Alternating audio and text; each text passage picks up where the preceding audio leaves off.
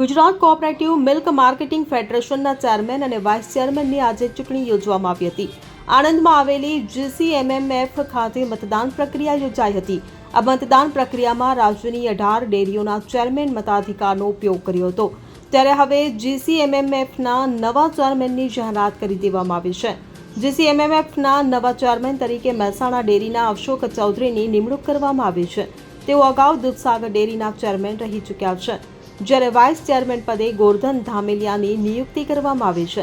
તેઓ 2.5 વર્ષ માટે આ પદ સંભાળશે. અશોક ચૌધરી વિશે વાત કરવામાં આવે તો તેઓ છેલ્લા 4 વર્ષથી મહેસાણાની દૂધસાગર ડેરીના ચેરમેન છે.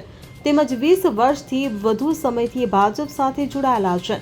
તેમજ મહેસાણા જિલ્લા ભાજપમાં મહામંત્રી રહી ચૂક્યા છે.